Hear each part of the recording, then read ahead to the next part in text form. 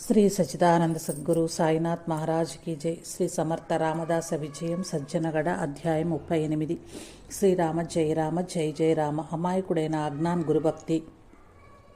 శ్రీ నిత్యానందుల వారు కథా ప్రారంభంలోనే విద్యాసాగర నీ జన్మస్థాన మహిమను శ్రీ సమర్థుల వారు తెలియజేయబోచున్నారు। మానసికంగా నీకును నాకును ఈరోజు కాశీక్షేత్ర దర్శనం కలగబోచున్నది అని చేతులు జోడించి కాశీక్షేత్ర అధిదేవతలందరినీ ఒక్కసారి స్మరించుకొని కథను ప్రారంభించుకుందామని ఒక్కసారి కన్నులు మూసి ప్రార్థించి ఇట్లు చెప్పసాగారు।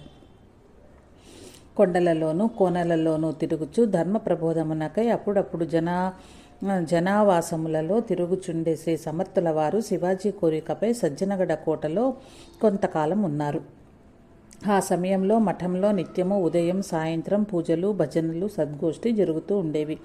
ఒకరోజు సంకీర్తనానంతరం సద్గోష్ఠి సల్పుచుండగా సందర్భానుసారంగా పురాణ ఇతిహాసములలోని మొదటి ఘట్టములను వివరించుచున్న సందర్భంగా గంగానది మహాత్మ్యము కాశీక్షేత్ర ఔన్నత్యము ఈ క్రింది విధంగా బోధించిరి। కాశీక్షేత్రమును గురించి ఎందరో ఎన్నో పురాణాలలో వర్ణించి ఉన్నారు। సూత మహర్షి సౌనకాదులకు ఇట్లు తెలిపెను। కాశీక్షేత్రము శివునికి అత్యంత ప్రీతికరమైనది। అచ్చట పరమ పావని అయిన గంగానది ప్రవహించుచున్నది। భగీరథుడు సూర్యవంశపురాజు ఘోర తపస్సు చేసి ఆకాశగంగను ప్రసన్నం గావించుకుని పాతాళంలోనున్న తన తాత ముత్తాతలకు సద్గతి కలిగించుటకై ఆమెను భూమిపైకి రావలేనని కోరెను। అప్పటికే సగర కుమారులందరూ పాతాళమున్న కపిల మహర్షి ఆశ్రమం నందు భస్మరాసులై ఉండిరి। ఆ భస్మరాసులపై ఆకాశ గంగాజలమును ప్రవహింపచేసినా గాని వారికి సద్గతులు కలగవని వశిష్ఠుల వారు తెలపగా భగీరథుడు తపమనరించి తినని గంగామాతను ప్రార్థించెను। గంగామాత ఆకాశం నుంచి నేను భూమిపైకి దుమికినచో భూమి నా ప్రచండ వేగమును తట్టుకునలేదు। దీనివలన సృష్టిలోని జీవులన్నింటికీ అపకారం జరుగును। కావున నన్ను ఆపగల సమర్థుని కొరకు ప్రార్థించమనగా భగీరథుడు బ్రహ్మను ప్రార్థించెను। బ్రహ్మదేవుడు శివుడే దానికి సమర్థుడు కావున శివుని వేడుకొనమని ఉపాయం చెప్పెను। భగీరథుడంత శివుణ్ణి ప్రార్థించెను। ఆయనకు అందొక అంగీకరించెను। తదుపరి భగీరథుడు గంగామాతను ప్రార్థించెను। గంగామాత ప్రచండ వేగముతో భూమిపైకి వచ్చుచుండగా లోక కళ్యాణకారకుడైన శివుడు తన జటాజుటమును భూమి అంతటను పరిచి గంగామాతను తన జటాజుటములు బంధించి వేచెను। అప్పుడు తన పితృదేవతలకు సద్గతి కలిగింప గంగను ప్రసాదించమని శివుణ్ణి వేడగా తన జటనొక్కదాన్ని పెరికి అతనికిచ్చి నీ వెంట గంగ ఎచ్చటికైనా రాగలదు పొమ్మని అనుగ్రహించెను। ఆ భగీరథుని వెంట గంగామాత సాగరం ప్రవేశించి పాతాళంలోనున్న అతని పితృదేవతలు భస్మరాశులపై ప్రవహించి వారికి సద్గతులు కలిగించెను।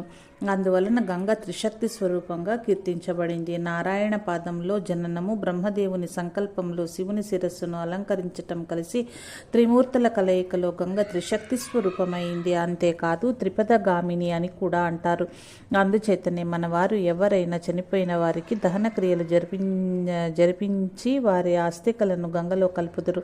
గంగా నది తీరంలో అనేక దివ్య క్షేత్రాలు కలవు। అందు తీర్థరాజమైన కాశీక్షేత్రం మహిమాన్వితమై విరాజిల్లుచున్నది। క్షేత్రాది దైవము విశ్వనాథుడు 12 జ్యోతిర్లింగాలలో ముఖ్యమైంది। అష్టాదశ శక్తిపీఠాలలో ఒకటైన మాత విశాలాక్షి ఇచ్చట కొలువై ఉన్నది।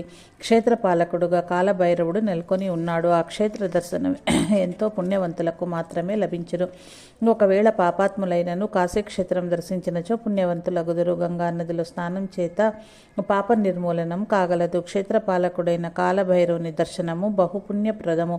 కాలభైరవ స్వామి తన చేతనున్న నెమిలి ఈకల చీపురుతో భక్తుల పాపకర్మలన్నీ ఊడ్చివేయును।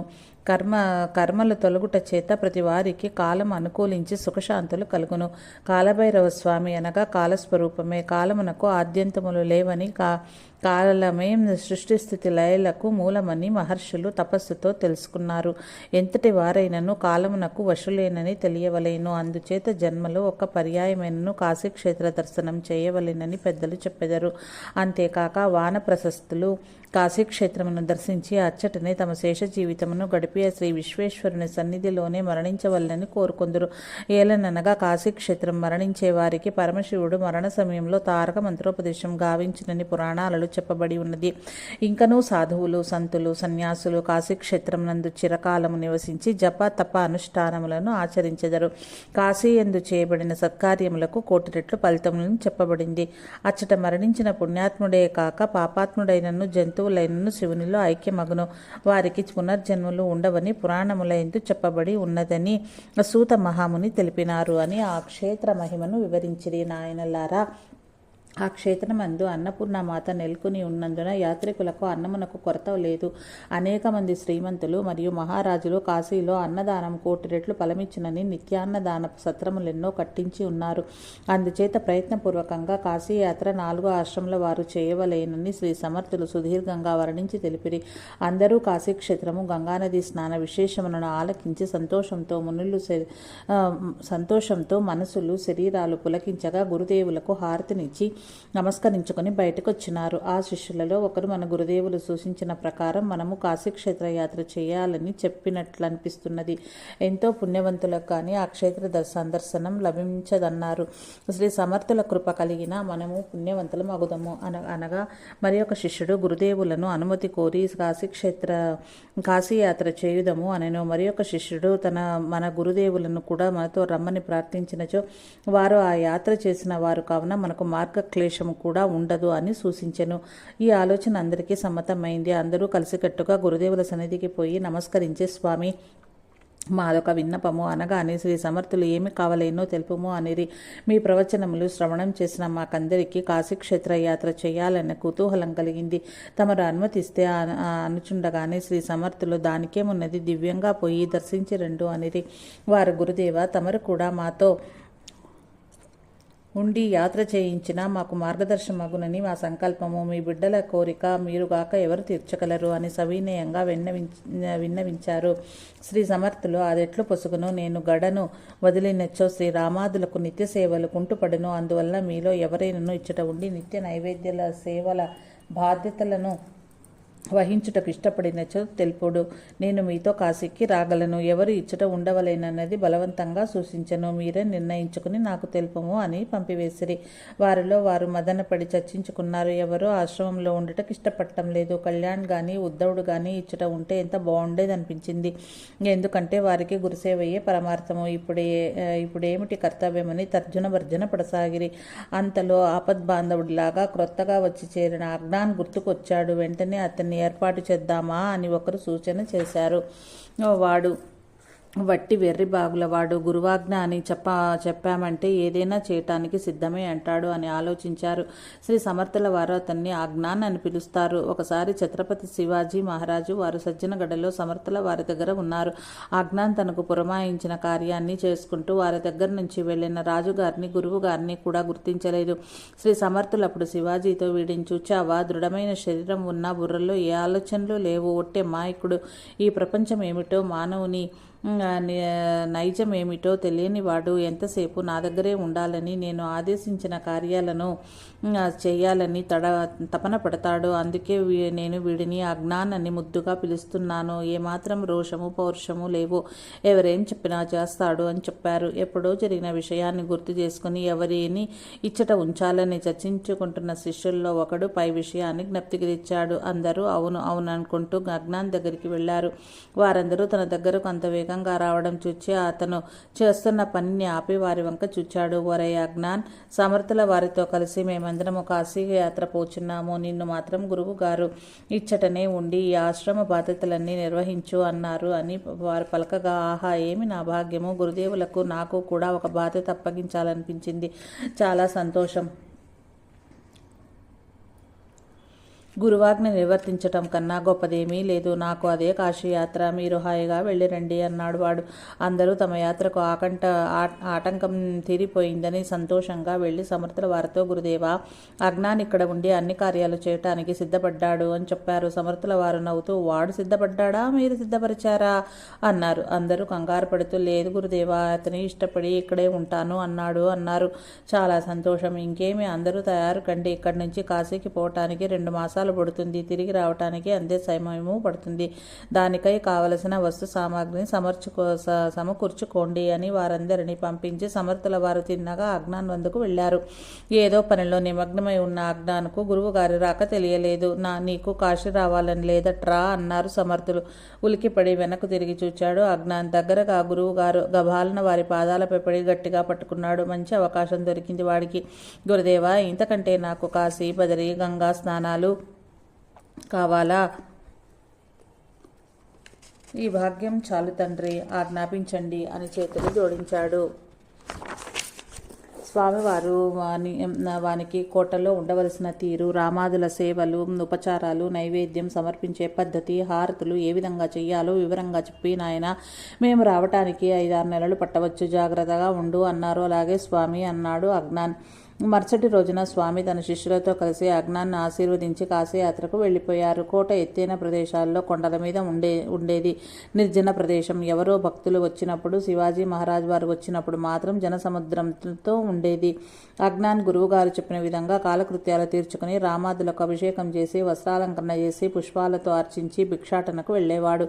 భిక్ష తీసుకుని వచ్చి వంట చేసి నైవేద్యం తెచ్చి 4 ఆకులలో వడ్డించాడు. ధూపం వేశాడు. నైవేద్యం పెట్టి అచ్చం సమర్థుని వారిలాగానే చేసి ఆరగింపు కోసం తలుపు దగ్గర పెట్టి బయట కూర్చున్నాడు. సమర్థులు అలాగే చేసేవారు. కొంత సమయం తర్వాత తలుపు తీసి లోనికి వెళ్ళి చూచాడు. అక్కడ నైవేద్యం చేసిన పదార్థాలు అలాగే ఉన్నాయి. అదేమిటి, ఎవరూ భోంచేయలేదే అనుకుంటూ ఉదయం నుంచి తను చేసిన పనులన్నీ నెవరు వేసుకున్నాడు. అన్ని సేవలు సక్రమంగానే ఉన్నాయి. గురువు చెప్పిన విధంగానే సకల ఉపచారాలు చేసినాను కదా, ఏమీ మర్చిపోలేదు. మరి శ్రీరాముల వారు ఎందుకు భోజనం చేయలేదు అని మదన పడుతూ కొంతసేపు తలుపులు వేసి ఉంచుతానని మళ్ళీ తలుపులు మూశాడు. కొంత సమయం తర్వాత తెరిచి చూడగా వడ్డించిన విస్తర్లు ఏమాత్రం తేడా లేకుండా ఉంచినట్లే ఉన్నాయి. ఈ విధంగా పలుసార్లు చేసి చివరికి ఆ నైవేద్యం ఏమాత్రం చెక్కు చెదరకుండా ఉండటం వలన దానిని తీసి పశుపక్షాదులకు సమర్పించాడు. నిత్యం ఆశ్రమంలో శ్రీరాముల వారికి నివేదన అయిన తర్వాతనే శ్రీ సమర్థుల వారు ఆహారం స్వీకరించేవారు. మరి ఈరోజు శ్రీరాముల వారు భోజనం చేయకపోవట చేత తాను కూడా నిరాహారంగా ఉన్నాడు. మరుసటి రోజు ఉదయాన్నే నిత్యానుష్ఠానాల తర్వాత శ్రీరామాదుల విగ్రహాలను కడిగి బొట్లు పెట్టి వస్త్రాలంకరణ చేసి పుష్పాలతో పూజించాడు. చక్కగా వంట చేసి 4 విస్తరుల్లో వడ్డించి శ్రీరాముల వారిని భోజనానికి ఆహ్వానించి తలుపులు మూశాడు. ఆ రోజు కూడా దేవుళ్ళు భోజనం చేయలేదు. ముందు రోజు వలననే ఆ రోజు కూడా వండిన వంట అంతటిని పశుపక్షాదులకు సమర్పించి తను నిరాహారిగా ఉన్నాడు. మరలా 3వ రోజున కూడా అదే పరిస్థితి కొనసాగింది. అజ్ఞానకు 3 రోజుల ఉపవాస ఫలితంగా శరీరంలో చాలా నీరసం ఏర్పడింది. కొంచెం కూడా బలం లేదు. అయినా గురుదేవుని స్మరించుకుంటూ క్రిందకు వెళ్లి భిక్ష తెచ్చి మడితో వంట చేసి పూజ చేసి 4 విస్తర్లలో వంటకాలన్నీ వడ్డించి నైవేద్యం సమర్పించాడు. 4వ రోజున నివేదన సమర్పించి ఏ విధంగానైనా ఈరోజు స్వామివారు భోజనం చేసి తీరవలన పట్టుదలతో తలుపులు మూసి అచ్చటనే కూర్చున్నాడు. ఆయన భోజనం చేస్తాడో లేదో అనే అనుమానంతో కొంతసేపు వేచి ఉండి ఇక ఏమి చేయవలైనో పాలుపోక ఆయన పాదాలను పట్టుకుని తనను బాదుకున్నాడు. గురువు ఆజ్ఞానుసారము అన్ని పనులు తూచా తప్పకుండా పాటించాను. ఆయన చెప్పిన విధంగా పూజా హారతులు నైవేద్యాలు సమర్పించాను. ఎందుకు శ్రీరాముల వారు భోజనం ఆరగించలేదు? నేను చేసిన తప్పేమిటో తెలియటం లేదు. కనీసం మాట్లాడినా చెప్పినా సరి చేసుకుంటాను కదా. శ్రీరాముల వారు భోజనం చేయకపోతే గురువు నన్ను క్షమిస్తారా? గురువాజ్ఞ పాలించకుంటే నా బతుకే వ్యర్థము అని బోరున విలపిస్తూ రామా రావయ్యా భోజనానికి, లేదంటే నీ పాదాల వద్దే తలపగలు కొట్టుకుని ప్రాణాలు వదులుతాను. గురువాజ్ఞ పాలించకుండా ఉండటం కన్నా ప్రాణాలు పోతేనే నయం అంటూ తన తలను శ్రీరాముల పాదాలపై తీవ్రంగా బాదుకోసాగాడు. అలా తలను బాదుకుంటూ మీ దేవతలంతా ఎంతో దయ కలవారంటారే, నీవు దయాసాగరుడివే. ఏదో నా సేవలో పొరపాటు ఉండవచ్చు. అంత మాత్రం చేత నీవు భోజనం మాని నన్ను పస్తులుంచటం ఏమన్నా న్యాయమేనా అంటూ మరీ తల బాదుకుంటూ ఉండటం వలన నుదురు పగిలి నెత్తురు కారడం మొదలైంది. అయినా అజ్ఞాన్ తల బాదుకుంటూనే ఉన్నాడు, ఆపడమే లేదు. ఆ సన్నివేశం ఎంత తీవ్ర రూపం దాల్చిందంటే శ్రీరామునికి వారిని ఓదార్చుట తప్పనిసరి అయిపోయింది. అంత రాముల వారు తన చేతిని అడ్డు పెడుతూ నాయన ఆగరా అన్నారు. ఆయన దివ్య హస్త స్పర్శ చేత రక్తస్రావం ఆగిపోగా 3 రోజులు ఉపవసించి నీరసించిన దేహం 2 బలాన్ని పుంజుకుంది. అజ్ఞాన్ లేచి నలుదిక్కలకు పరికించి చూచాడు. ఎవ్వరూ లేరు. ఇప్పుడు వినిపించిన మాటలు తన ఎదుట ఉన్న విగ్రహంలో నుండేనని వచ్చిందని గ్రహించాడు. దివ్యస్పర్శ మాత్రం ఎంతో హాయినిచ్చింది. చేతులు జోడించి నమస్కరిస్తూ, వచ్చి భోజనం చేయండి స్వామి అన్నాడు. దానికి శ్రీరాముల వారు, దేవుడు ఎక్కడైనా భోజనం చేస్తాడా అని అడిగారు. అందులకు అజ్ఞాన్, దేవుడు ఎక్కడైనా మాట్లాడుతాడా?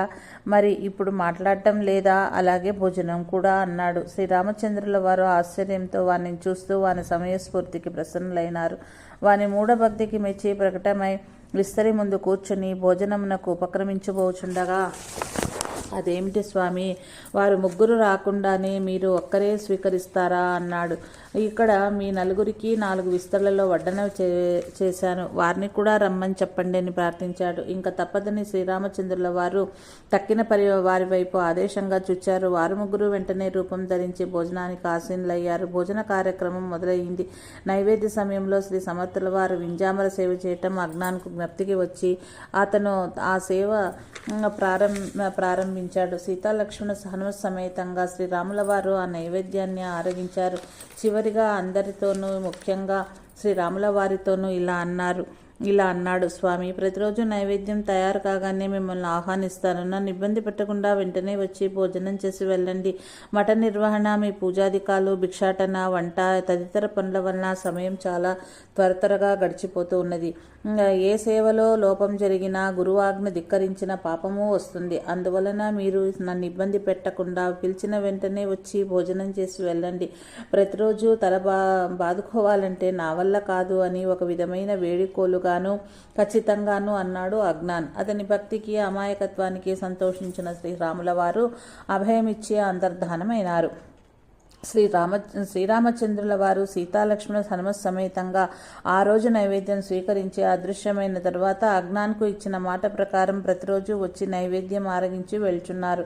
వారిని రోజు చూస్తుండటం, పరిచర్యలు చేసి కొసరి తినిపించటం, వారితో ఇష్టాగోష్ఠిగా సంభాషించటం వలన అజ్ఞాన్కు వారితో కొంత చనువు పెరిగింది. ఈ విధంగా దగ్గర 20 దినాలు గడిచిన. ఒకరోజు యథావిధిగా పూజాధికాలను నిర్వహించి నైవేద్యం ఉంచిన తర్వాత శ్రీరామచంద్ర ప్రభువును ఆహ్వానించాడు. ఆహ్వానం అందినదే తడువు. వారందరూ అచ్చట ప్రత్యక్షమయ్యారు. అందరినీ భోజనానికి ఆహ్వానించి వారు సుఖాసీనులై భోజనానికి ఉపక్రమిస్తుండగా అజ్ఞాన్ వీవెనతో విసురుతూ వారితో ఈ విధంగా సంభాషించసాగాడు. శ్రీరామ, దేవతలందరూ అపారమైన కరుణ కలిగి ఉంటారు. భక్తులను ఎటువంటి కష్టం నుంచైనా కాపాడుతారని మా గురువు శ్రీ సమర్థుల వారు పదే చెబుతూ ఉండేవారు. కానీ ఇది నిజమేనా అని ఇప్పుడు సందేహం కలుగుతోంది నాకు. వారు చెప్పినటువంటి దయాగుణం కొంచెం కూడా కనిపించటం లేదు అన్నాడు. భోజనం చేస్తున్న శ్రీరాముల వారు, వారి పరివారం ఆశ్చర్యపోయారు. లక్ష్మణస్వామికి మిక్కిలి కోపం వచ్చింది. కానీ శ్రీరాములు, సరే, ఇంతకీ ఏమైందిరా, ఎందుకు ఈ విధంగా అంటున్నావు అన్నారు. సర్వహృదయాంతరవర్తి అయిన ఆయనకు తెలియంది ఏమున్నది? తమను తన అమాయకత్వంతో నిర్బంధించిపోవచ్చున్న విషయం కూడా శ్రీరామచంద్రమూర్తికి అవగతమే. కానీ లీలానాటకంలో మరో ఘట్టానికి నాంది కాబోలు. అతని చేతనే దాన్ని ప్రారంభింపజేసి రక్తి కట్టించాలనుకున్నారు. అందువలననే అజ్ఞాన్ను ఆ విధంగా ప్రశ్నించారు. అజ్ఞాన్ తన ధోరణిలో తానిలా అంటున్నాడు. శ్రీరామ, నీవు అడిగినావు కాబట్టి ఆశ్రమ సంప్రదాయాలు, శ్రీ సమర్థుల వారి ఆజ్ఞలు చెబుతున్నాను. శ్రమించిన వారికి మాత్రమే ఆహారం, కనీసం చిన్నదైనా పెద్దదైనా పనిచేసిన వారికే ఆహారం ఇవ్వాలని, శ్రమ చేసిన వారే తినాలని అని మా అందరికీ ఒక నియమం పెట్టారు శ్రీ సమర్థులు. కోటకు గురుదేవులను దర్శించటానికి వచ్చిన వారు కూడా ఏదో ఒక పని చేసి ప్రసాదం తిని వెళ్తూ ఉంటారు అన్నాడు. అయితే ఇప్పుడేం చేయమంటావు అన్నారు శ్రీరాముల వారు. దానికి జవాబుగా, అసలు మీరెంత కఠినాత్ములయ్యా, పాపం ఒక్కడే ఉదయం నుంచి సాయంత్రం వరకు కష్టపడుతున్నాడే అని జాలి అనేదే లేదు కదా. నేను ఒక్కడిని ఇంత కష్టపడుతున్నానే. ఈ కొండ దిగి క్రిందకు వెళ్ళి స్నానజపాదులు ముగించుకుని భిక్షాటన చేసి నీరు తీసుకుని పైకి వచ్చి తరువాత దేవాలయాన్ని శుభ్రం చేసి మీ అందరికీ అభిషేకాలు, అర్చన, అలంకారాలు చేయాలి. ఆపై వంట చేసి నైవేద్యం పెట్టాలి. సరిగ్గా సమయానికి వచ్చి చక్కగా భోజనం చేసి వెళ్ళిపోతారు మీరు. అయ్యో, పిల్లవాడు ఒక్కడే ఇన్ని కష్టాలు పడుతున్నాడు కదా, అన్ని తోచిన సాయం చేసేందుకు మీకేమైనా దయ ఉందా? నేనంటున్నానని కాదు, కానీ కొంత సాయం చేస్తే పనికి పని, అలాగే సహాయానికి సహాయం చేసినట్లు అవుతుంది కదా స్వామి అన్నాడు. వాడి మాటలు విని శ్రీరాముడు ముచ్చటపడుచు సూచనప్రాయంగా హనుమంతుల వారిని చూచారు. శ్రీ ఆంజనేయ స్వామి వారు స్వామి సంజ్ఞను అర్థం చేసుకుని సరే చెప్పు ఏ పని చెయ్యాలో అన్నారు. అజ్ఞాన్ ఆయన్ను చూస్తూ భలే బాగా అడిగావు. ఉన్నవారందరిలోకి బలిష్ఠుడవు నీవే, కావున కిందకు దిగి కట్టలు తెచ్చుట, అభిషేకానికి ఇతర అవసరాలకు చాలంత నీరు తేవటం, ఈ 2 పనులు మాత్రం నీవు చేయి చాలు అన్నాడు అజ్ఞాన్. సరే సమస్య తీరింది కదా, ఊపిరి పీల్చుకుని భోజన కార్యక్రమం కొనసాగిస్తున్నారు. అంతలో లక్ష్మణస్వామి నేనేం సేవ చేయాలో చెప్పు అన్నారు. లక్ష్మణ్ని చూస్తూ నీవు ఆశ్రమాన్ని శుభ్రం చేయి చాలు అన్నాడు. సాక్షాత్ ఈ భూమండలాన్ని తన పడగలపై మోసే ఆయన శ్రీ మహావిష్ణువుకు పానుపుగా అమరిన ఆ ఆదిశేషుని సేవలకు శ్రీరాముడే బదులు తీర్చుటకు గాను మరో జన్మలో తమ్ముడుగా అంటే కృష్ణునిగా అవతరించవలసి వచ్చింది. అటువంటి ఆ లక్ష్మణస్వామిని ఆశ్రమాన్ని శుభ్రం చేయుటకు వినియోగించుకున్నాడు అజ్ఞాన్. తప్పుతుందా రాముల వారి ఆజ్ఞ? పాలించి తీరాలి, సోదర ధర్మం సరేనంటూ తలూపాడు లక్ష్మణస్వామి.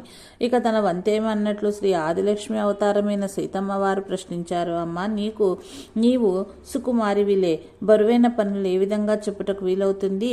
అయినా ఆశ్రమ ధర్మం తప్పదు. సరే, నీవు నాకు వంట ఇంట్లో కూరలు తరిగిస్తూ తోడుగా ఉండి వంట పనిలో సాయం చేయి తల్లి. ఆ తర్వాత పూలమాలలు కట్టు అంటూ ఆమెకు విధి నిర్వహణను అప్పజెప్పాడు. ఇంకా మిగిలింది శ్రీరాముల వారు మాత్రమే. ఆయన నాకు కూడా ఏదైనా పని చెప్పు అని అడిగారు. ఆ ప్రశ్న వింటూనే అజ్ఞాన్, ఇన్ని తిప్పలు నీ గురించే కదయ్యా స్వామి. అసలు మా గురువుగారు నామం చేయించినా, పూజలు చేయించినా, మంత్రోపదేశం చేసినా అవన్నీ నిన్ను ప్రార్థించి నీ కరుణ పొందుటకే కదా. అటువంటి నీ చేత ఏ పని చేయించను? అయినా అడిగావు, పైగా దేవుడివి కాబట్టి నీ మాట కాదనలేక నీకు కూడా పని చెబుతాను. అదేమంత పెద్ద కష్టమైంది కాదులే. ఈ ఆలయంలోనున్న విగ్రహాలను శుభ్రంగా కడిగి బొట్లు పెట్టి వస్త్రాలంకారం చేసి పూలు పెట్టి దీపారాధన చెయ్యి. తర్వాత నేను ధూపం వేసి నైవేద్యం పెడతాను అన్నాడు. కుతూహలాన్ని ఆపుకోలేక శ్రీ ఆంజనేయుల వారు అన్ని పనులు మాకు అప్పచెప్పి ఇక నీవు చేసేదేమిటి అని అడిగారు. అందుకు సమాధానంగా, భలేవాడివయ్యా, భిక్షాటన వంట చేసేది నేనే కదా అన్నాడు అజ్ఞాన్. మర్నాటించి ఎవరికి వారు తమ పనులు చకచకా చేసుకుంటున్నారు. శ్రీ హనుమంతుల వారు కట్టెలను నీరు తీసుకువస్తూ, ఇది శ్రీరామ సేవంటే, ఆయన భోజనానికి గాను ఈ సేవ చేసే భాగ్యం నాకు లభించింది కదా అని మనసులో సంతోషిస్తూ ఉండేవాడు. లక్ష్మణస్వామి ఏనాడో త్రేతాయుగంలో రామావతార సమయంలో కదా నేను సేవించింది. ఈ రోజున ఈ భక్తుడి పుణ్యమా అని నాకు మరలా మా శ్రీ మహావిష్ణువు సేవ లభించింది అని ఆయన సంతోషంతో పురమాయించిన పనులు చేసుకుంటూ ఉన్నాడు. ఇంకా సీతమ్మ వారి సంగతి చెప్పనక్కర్లేదు. పతివ్రత శిరోమణి అమ్మవారు వంటిట్లో కూర్చుని, ఆహా, నేను మహారాణిగా ఉన్నప్పుడు కూడా దొరకనటువంటి ఇంతటి మహాదవకాశము ఈ రోజున ఈ అమాయకుని వలన కదా కలిగింది అంటూ రాముల వారి కైంకర్యానికై శ్రమించేది. లీలానాటక సూత్రధారి అయిన శ్రీరాముల వారు వినోదంగా అన్నీ చూస్తూ తన పనిని తాను చేసుకుంటూ ఉన్నారు. ఎవరికి వారు తమ శరీరాన్ని శుభ్రం చేసుకుంటే సేవ కాదు, ఇతరుల శరీరానికి చేస్తేనే సేవ అనబడుతుంది. ఇతడు నాకా సేవా భాగ్యాన్ని కలిగించాడని సంతోషంగా ఆ 4 విగ్రహాలను కడిగి అలంకారం చేస్తూ ఉన్నారు. శ్రీరాముల వారి దయతో భిక్ష సమృద్ధిగా దొరుకుతూ ఉన్నది. సునాయాసంగా రోజులు గడుస్తున్నాయి. దగ్గర 2 నెలల కాలం పూర్తయింది. అంతలో ఒక రోజున ఈ విధంగా జరిగింది. యథావిధిగా అజ్ఞాన్ వంట పూర్తి చేసి నైవేద్యాన్ని సిద్ధం చేశాడు. అందరికీ విస్తరలలో వడ్డన కూడా పూర్తయింది. ఆ రోజు విశేషంగా పాయసం చేశాడు. అందరూ భోజనానికి కూర్చున్నారు. ఇక ప్రారంభించబోతుండగా అజ్ఞాన్ బోరున ఏడవటం మొదలుపెట్టాడు. అయ్యో గురుదేవా, ఎంత పని జరిగింది! ఇటువంటి సమయంలో మీరు లేకుండా అయిందే, ఏం చేయను నేను, ఎంత నిర్భాగ్యుణ్ణి అంటూ హృదయ విదారకంగా విలపించసాగాడు. ఈ అకారణ రోదనం వింటూనే రాములవారు ఇలా అన్నారు. అదేమిట్రా శుభమా అని విస్తట్లో భోజనం వడ్డించి బోరున ఏడుస్తున్నావు? ఇది చాలా అశుభము అని తెలియదా? వెక్కి ఏడుస్తూ ఒక్కసారి ఆపి 2 నెలలయ్యింది. మా గురువు గారు ఎలా ఉన్నారో ఏమో. యాత్రా మధ్యలో ఆయనకు భోజన సదుపాయాలు ఉన్నాయో లేవో, ఆయన ఎంత కష్టపడుతున్నారో. ఈరోజు చేసిన పాయసం మా గురుదేవులు మహా ఇష్టంగా తింటారు. ఆయన ఇప్పుడు ఇక్కడ లేరే అనే విషయం తలుచుకోగానే దుఃఖం రాదా మరి? అయినా మా గురువుగారి ప్రేమ గురించి మీకేం తెలుసు? ఆయన యాత్రకు వెళ్తే మీకు భోజనం ఆగకూడదని, మీకు ఏ లోటు రాకూడదని నన్ను నియమించినారు అని కళ్ళు తుడుచుకుంటూ చెప్పాడు అజ్ఞాన్. మరైతే ఇప్పుడేం చెయ్యాలి అన్నట్లు చూచారు శ్రీరాముల వారు. అట్లు చూచి, మీ గురువుగారు ఇప్పుడు కాశీలో ఉన్నారు కదా, ఎలాగా అన్నారు అజ్ఞాన్. అంత మాత్రం నాకు తెలీదా? ఆయన సహాయం ఉంటే ఇలా వెళ్ళి అలా రావచ్చు అని ఆంజనేయుని వైపు చూచి అన్నాడు. ఇంకా తప్పదన్నట్లు శ్రీరాముల వారు హనుమంతుల వైపు చూడగా ఆయన సరే అంటూ బయలుదేరాడు. ఒక గిన్నెలో పాయసంతో అజ్ఞాన్ తయారై హనుమంతుల వారి భుజంపై ఎక్కి శ్రీరాముల వారితో నేను స్వచ్చేదాకా వేచి ఉండండి, క్షణంలో వెళ్ళి వస్తాను అంటూ బయలుదేరాడు. అతని గురుభక్తికి గురువులపై గల ప్రేమకు పరమాత్మ కళ్ళు చెమర్చాయి. ఇక శ్రీ సమర్థుల వారి పరిస్థితి ముందు రోజు ఆయన శిష్య బృందంతో సహా కాశీకి చేరారు. దశాశ్వమేధ ఘట్టంలో గంగానది స్నానం ఆచరించి అనుష్ఠానంలో పూర్తి చేసుకుని తీరికగా నడిచి వస్తూ ఉన్నారు ఆయన. ఇంతలో అజ్ఞాన్ పాయస పాత్రతో సహా అక్కడ దిగాడు. హనుమంతుల వారు దూరం నుంచి శ్రీ సమర్థుల వారిని చూపిస్తూ తక్షణమే ఆయనకు పాయసం ఇచ్చారా, నేను తీసుకువచ్చానని చెప్తే కాళ్ళు విరగ్గొడతారు, జాగ్రత్త అని అజ్ఞాన్ను పంపించారు. ఆయన ఒక చెట్టు వెనుకగా నిలబడ్డారు. అంత దూరం నుంచి గురువు గారిని చూస్తూ కండ్ల నీరు పెట్టుకుంటూ మనసులోని నమస్కారం చేసుకుంటూ శ్రీ సమర్థుల వారిని సమీపించాడు అజ్ఞాన్. గురుదేవా అన్నాడు. శ్రీ సమర్థుల అతన్ని చూస్తూనే కోపంతో, ఒరై, నిన్ను నమ్మి రామాదుల పూజను నైవేద్యాన్ని అప్పజెప్పి వచ్చాను కదరా, నీవు కూడా మా వెంట బయలుదేరి కాశీకొచ్చావా ఏమిటి అని కంగారుగా ప్రశ్నించారు. అందుకు సమాధానంగా గురువుగారు, మీరు చెప్పిన సేవలన్నీ సక్రమంగానే జరుగుతున్నాయి, మీకు ఈ పాయసం ఇష్టమని తినిపించి వెళ్ళటానికి వచ్చాను అని సవినయంగా మనవి చేశాడు. పాయసం చేతిలో ఉంచాడు. ఆ పాయస పాత్రను అందుకున్న వారు అది వేడిగా ఉండటం గమనించి, నిజం చెప్పు, ఎక్కడి నుంచి వస్తున్నావని గద్దించారు. మీ పాదాలపై ప్రమాణం చేసి చెప్తున్నాను, నేను సజ్జనగఢ్ నుండి ఇప్పుడే మీకు పాయసం ఇవ్వటానికి వచ్చాను మహారాజ్ అన్నాడు అజ్ఞాన్. ఎంత శీఘ్ర ప్రయాణం చేసినా 2 నెలల కాలం పట్టే ఈ దూరాన్ని ఎలా ప్రయాణించొచ్చావు అని అడిగారు. వేరే దారి లేక వృక్షం వెనుక నిల్చున్న హనుమంతుల వారిని చూపించాడు అజ్ఞాన్. ఆయన తీసుకొచ్చారు కానీ చెప్పొద్దన్నారు అన్నాడు జంకుచున్నట్లు. సమర్థుల వారు పరుగు పరుగున శ్రీ ఆంజనేయ స్వామి సమీపించి నమస్కరించి, నా శిష్యుడి కోరికను తీర్చుట కొరకు ఇంత కష్టపడ్డారా స్వామి, క్షమించండి అన్నారు. రామదాస, నా కష్టం ఏముందిలే, నీ గడలో అంటే ఆశ్రమంలో శ్రీ రామాదుల కష్టము ఏం చెప్పమంటావు? నీ శిష్యుడు మా అందరి చేత బండచాకరీ చేయిస్తున్నాడు. నీ యాత్ర ముగించుకుని త్వరగా వచ్చి మా శ్రీరాముల వారి చేర విడిపించవయ్యా అంటూ అజ్ఞానును భుజానకెక్కించుకొని తిరుగు ప్రయాణమయ్యారు శ్రీ హనుమంతుల వారు. ఈ దృశ్యాన్ని కళ్ళారా చూచిన శిష్య బృందంతో శ్రీ సమర్థుల వారు, మీరు కాశీ యాత్ర చేసి పొందినదేమిటి, అజ్ఞాన్ అక్కడ ఉండి పొందినదేమిటి తెలిసిందా అని అంటూ యాత్రను కొనసాగించారు. పై విషయాన్ని విశదీకరిస్తున్న నిత్యానందుల వారి కన్నులు ధారాపాతంగా వర్షించసాగాయి. విద్యాసాగరుని పరిస్థితి దీనికి ఏమాత్రం తీసిపోలేదు. శ్రీ నిత్యానందుల వారు కొంత తమాయించుకుని ఈ విధంగా చెప్పసాగారు. సత్శిష్యుడు గురువు ఆజ్ఞను శిరసావహిస్తాడు. ఆయన ఆజ్ఞ పాలనలో ప్రాణాలు సైతం ధారపోయుటకు సిద్ధపడతాడు. గురువే త్రిమూర్తి స్వరూపం. గురుకృప కలిగితే సకల దేవతల కృప కలుగుతుంది. శ్లోకం: గురు మధ్యే స్థితం విశ్వం, విశ్వమధ్యే స్థితో గురు, గురుర్విశ్వం నచాన్యోస్తి, తస్మై శ్రీ గురవే నమః. తస్మై శ్రీ గురువే నమః. గురుగీత అధ్యాయం 1 శ్లోకం 81. ఈ గురు స్వరూపం విరాట్ స్వరూపము. ఆయన యందు ఈ విశ్వమున్నది. ఆ విశ్వం మధ్యలో ఆయన స్థితుడై ఉన్నాడు. అందుచేత ఆ రెండింటినీ వేరు చేసి చూచుట అసాధ్యము. విశ్వమంతయు నిండి ఉన్న గురుతత్వమును గ్రహించి నమస్కరించవలేను. త్రిమూర్తులకు సృష్టిస్థితి లయ శక్తులను అనుగ్రహించినది గురువే. ఈ విషయం ఆమూలాగ్రంగా గ్రహించి గురుసేవ ఎందుండు శిష్యునికి అష్టసిద్ధులు దాస్యం చేయును. నవనిధులు వారి చెంత నాట్యం చేయును. అటువంటి శిష్యుణ్ణి గురువెన్నడూ వీడడు. సర్వకాల సర్వావస్థల యందు వెన్నంటి కాపాడుతారు.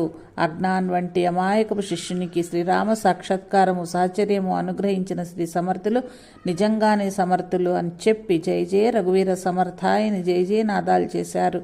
జయ జయ రఘువీర సమర్థ, శ్రీరామ జయ రామ జయ జయ రామ. ఇది విద్యాసాగర శ్రీ నిత్యానంద యోగి సంవాద రూపమున శ్రీ దత్తాత్రేయ సంప్రదాయ పరంపరలోని